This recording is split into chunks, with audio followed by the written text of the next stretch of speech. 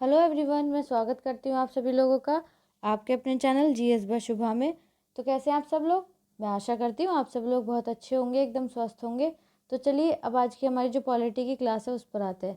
So guys, जैसे कि आप लोगों को पता ही है, पॉलिटी में अभी हमारा जो टॉपिक चल रहा है वो केंद्र और राज्य संबंध का ही चल रहा है, जिसको हम सेंट्रल स्टेट रिलेशन बोलते हैं। तो आज हमारी इस टॉपिक की 14वीं क्लास है। ठीक है, अब तक जितनी भी क्लासेस हो चुकी हैं, जिन लोगों ने नहीं की हैं तो प्लीज़ आप एक बार उन क्लासेस को ज़रूर कीजिएगा। अब चलिए, अब आज की जो हम पढ़ने वाले हैं उसके बारे में पढ़ने से पहले हम एक बार कल का जान लेते हैं, हमने कल क्या पढ़ा था। तो पहले को तो आपको यही पता है कि हम वित्त संबंधों के बारे में पढ़ रहे हैं। तो वित्त संबंधों में हमने जो वस्तु और सेवा का जो परिषद होता है वो किस हिसाब से राज्य और केंद्र के बीच में क्या संबंध होता है, वो सब हमने सारा कवर कर लिया था। तो आज जो हम पढ़ेंगे वो हम थोड़ी, आज की क्लास ज़्यादा बड़ी नहीं होने वाली है। ठीक है, तो आज जो हम पढ़ेंगे, आज हम पहले वित्त आयोग के बारे में पढ़ेंगे और राज्यों के जो हितों का जो संरक्षण है उसके बारे में पढ़ेंगे। बाकी जो रह जाएगा वो हम कल की क्लास में कवर करेंगे। ठीक है गाइज, चलिए। तो ये सब हम पढ़ चुके हैं पहले से ही, ये भी कल कर लिया था। तो आज हम पढ़ेंगे वित्त आयोग के बारे में। किसके बारे में? वित्त आयोग के बारे में। तो इसमें सबसे पहले क्या कहा गया है कि अनुच्छेद 280 अर्ध न्यायिक निकाय के रूप में वित्त आयोग की व्यवस्था करता है। तो अब जो हमारा वित्त आयोग है उसकी व्यवस्था कौन करता है? अनुच्छेद 280 जो है वो अर्ध न्यायिक निकाय के रूप में तो वित्त आयोग की व्यवस्था करता है। तो इसका गठन क्या हुआ?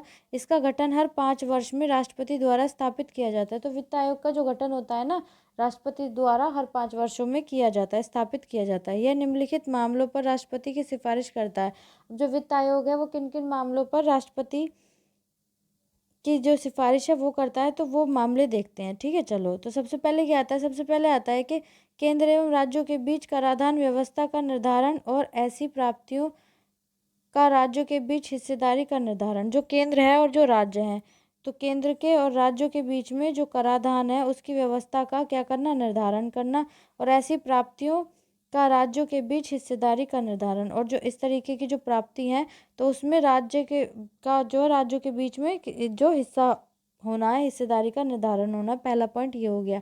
दूसरा पॉइंट क्या है? दूसरे पॉइंट से क्या जानकारी मिलती है कि वे सिद्धांत, उस तरीके के सिद्धांत जिनके तहत राज्य केंद्र भारत की संचित निधि से, जो भारत की संचित निधि होती है, तो केंद्र से आर्थिक अनुदान लेकर कार्य करता है। तो दूसरा सिद्धांत हमको ये बताता है, या दूसरे सिद्धांत के तहत जो राज्य है वो केंद्र से आर्थिक अनुदान लेकर लेकर कार्य करता है। तो केंद्र में भी आर्थिक अनुदान, जो भारत की जो संचित निधि होती है उससे पैसा लेकर राज्य अपना कार्य करता है। ठीक है, चलिए नेक्स्ट पॉइंट आता है। नेक्स्ट पॉइंट की तरफ चलते हैं। तो नेक्स्ट पॉइंट क्या बताता है? राज्य वित्त आयोग की संस्तुति के आधार पर, जो राज्य वित्त आयोग है उसकी संस्तुति के आधार पर राज्य पंचायतों और नगर पालिकाओं के स्रोतों की पूर्ति के लिए, जो राज्य है वो पंचायतों और नगर पालिकाओं के जो स्रोत हैं उनकी पूर्ति के लिए राज्यों की संचित निधि को बढ़ाने के लिए किए जाने वाले उपाय, जो राज्य की जो संचित निधि है उनको बढ़ाने के लिए जो उपाय हैं वो इस नियम के तहत या इस सिद्धांत के तहत किए जाते हैं। ठीक है, चलिए अब अगला पॉइंट क्या आता है? अगला पॉइंट जानते हैं। तो अगला पॉइंट जो आता है वो हमको क्या बताता है कि जो राष्ट्रपति है, राष्ट्रपति द्वारा वित्तीय मामलों के संबंध में सौंपा गया कोई अन्य कार्य, जो राष्ट्रपति हैं तो राष्ट्रपति के द्वारा जो भी वित्त मामले हैं उसके संबंध में कोई भी अन्य कार्य जो सौंप दिया जाता है। ठीक है, चलो अब इसमें आगे जानकारी करते हैं। आगे इसमें क्या बताया गया है? आगे इसमें बताया गया है कि 1960 तक आयोग, 1960 तक जो आयोग है असम, बिहार, उड़ीसा एवं पश्चिम बंगाल के लिए जूट एवं जूट उत्पादों के निर्यात शुल्क के एवज में प्रतिवर्ष प्रदान किए जाने वाले अनुदान के संबंध में सरकार को सुझाव देता है। मतलब जो 1960 तक आयोग जो है वो असम हो गया, बिहार हो गया, उड़ीसा, पश्चिम बंगाल के लिए जो जूट है और जूट से बने जो भी उत्पाद हैं उनके तो निर्यात शुल्क की एवज में, मतलब निर्यात का जो शुल्क है उसकी एवज में, उसकी जगह प्रतिवर्ष प्रदान किए जाने वाले अनुदान के संबंध में सरकार को सुझाव देता है।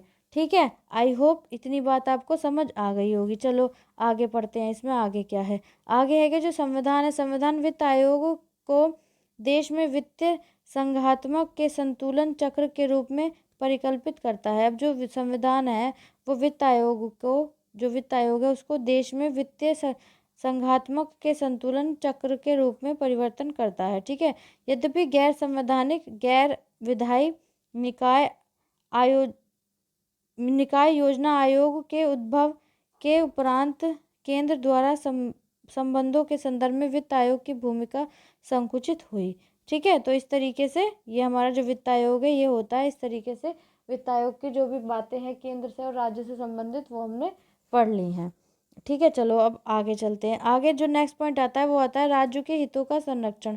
मतलब जो हमारे राज्य हैं, जो हमारे स्टेट हैं, उनके जो हित हैं उनका संरक्षण किस तरीके से किया जाएगा, तो उसमें क्या क्या बातें हैं वो पढ़ते हैं। तो सबसे पहले क्या आता है, जो वित्तीय मामले हैं, वित्तीय मामलों पर राज्य हितों की रक्षा के लिए संविधान में यह व्यवस्था दी गई है।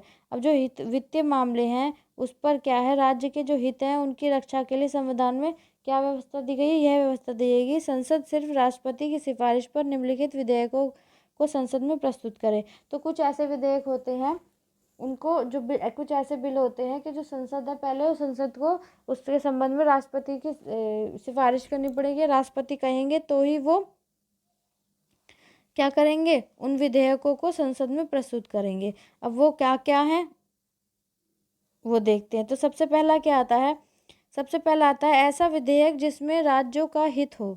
इस तरीके का विधेयक जिसमें राज्यों का हित हो और वह किसी कर या शुल्क को अधिरोपित करे, या फिर वो किसी कर को या शुल्क को क्या करे, अधिरोपित करे। फिर नेक्स्ट आता है, नेक्स्ट है ऐसा विधेयक जो भारतीय आयकर को लागू करने संबंधित, ऐसा इस तरीके का विधेयक जो भारतीय आयकर हैं, जो इनकम टैक्स है उसको लागू करने के संबंध में प्रयोजनों हेतु परिभाषित अभिव्यक्ति कृषि आय के अर्थ में परिवर्तन करें। ठीक है, इस तरीके का यदि कोई बिल है या कोई विधेयक है तो उसको संसद में प्रस्तुत करने से पूर्व राष्ट्रपति की सिफारिश होगी या राष्ट्रपति से परमिशन लेनी होगी कि क्या हम इसको संसद में प्रस्तुत कर सकते हैं। ठीक है, चलो नेक्स्ट पॉइंट क्या आता है इसमें, नेक्स्ट पॉइंट ये आता है कि ऐसे विधेयक जो राज्यों में वितरित या वितरण की जाने वाली राशियों के नियम को प्रभावित करें। तो इस तरीके के विधेयक जो राज्यों में जो वितरित है या वितरण की जाने वाली जो राशि है उनके नियमों को प्रभावित करे, क्या करे, उनके नियमों को प्रभावित करे। फिर इसमें लास्ट पॉइंट क्या आता है कि ऐसे विधेयक जो राज्य के प्रयोजन हेतु किसी विशिष्ट कर या शुल्क पर अधिभार अधिरोपित करे, या लास्ट पॉइंट है इसमें, नेक्स्ट पॉइंट जो है वो ये है कि इस तरीके के विधेयक जो राज्य के प्रयोजन हेतु किसी विशिष्ट कर या टैक्स या फिर शुल्क पर अधिभार अध्यारोपित करे।